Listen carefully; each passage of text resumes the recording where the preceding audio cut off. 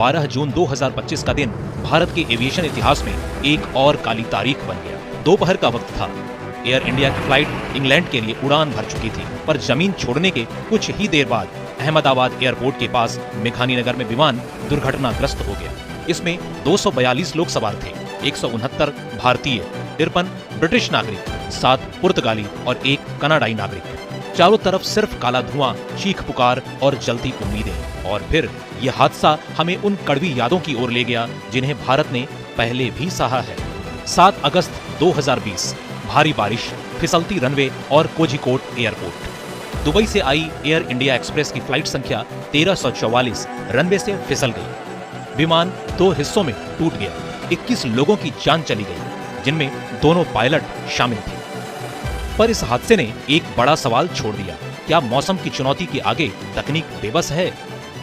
22 मई 2010 मैंगलोर। 22 मई 2010 को कर्नाटक के मैंगलोर में एयर इंडिया का एक्सप्रेस बोइंग 737-800 प्लेन क्रैश हो गया था। इस दुर्घटना में 158 लोगों की मौत हो गई थी। इस प्लेन में 160 लोग सवार थे और इसमें सिर्फ 8 लोग ही बच पाए थे। ये भारत का सबसे भयावह रनवे ओवररन केस था।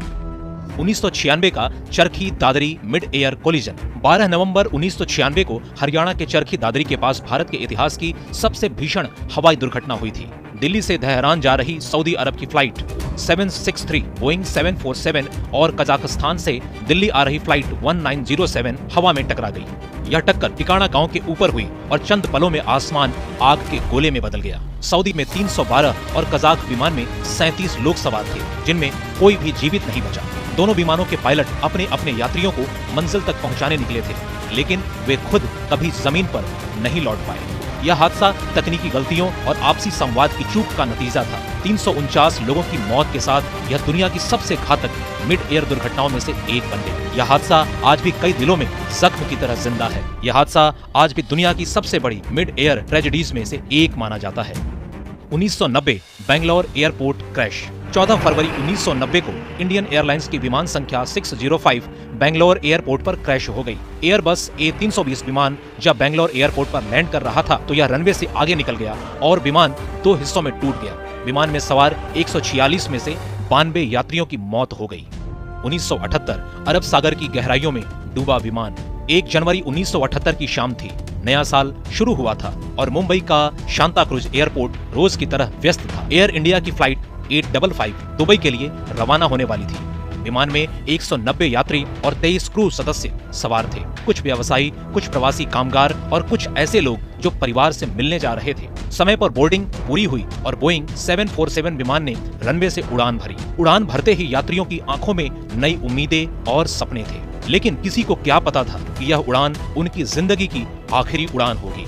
उड़ान भरने के कुछ ही मिनटों के भीतर विमान समुद्र के ऊपर था जब अचानक पायलटों को नेविगेशन उपकरण में कुछ गड़बड़ी महसूस हुई और कुछ ही पलों में विमान ने अपना नियंत्रण खो दिया और अरब सागर में गिर गया। इस भयंकर दुर्घटना में विमान में सवार सभी 213 लोग मारे गए। पूरे देश में शोक की लहर दौड़ गई। यह हादसा भारतीय विमानन के इतिहास में एक काला अध्याय बन गया।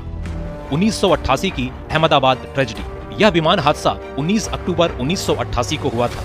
विमान लैंडिंग से पहले ही एयरपोर्ट से महज 2.5 किलोमीटर दूर चिलोडा कोटारपुर गांव में विमान क्रैश हो गया, जिसमें 133 लोगों के मारे जाने की खबर सामने आई थी। हालांकि यह इंडियन एयरलाइंस की विमान थी जिसमें 135 लोग सवार थे। इसे इतिहास में चौथा बड़ा विमान हादसा माना जाता है। इंडियन एयरलाइंस की यह विमान बॉम्बे के लिए उड़ान भरी थी। हर हादसा सिर्फ आंकड़ा नहीं होता। विमान हादसे सिर्फ एक तकनीक त्रुटि या प्राकृतिक चुनौती नहीं होते। ये उन अनगिनत कहानियों का अंत होते हैं जो अपने गंतव्य तक कभी नहीं पहुंच पाती। इन सभी हादसों ने देश को गहरा दर्द दिया और साथ ही यह भी सिखाया कि सुरक्षा, सतर्कता और समय पर निर्णय हवाई यात्रा की सबसे बड़ी जरूरतें हैं।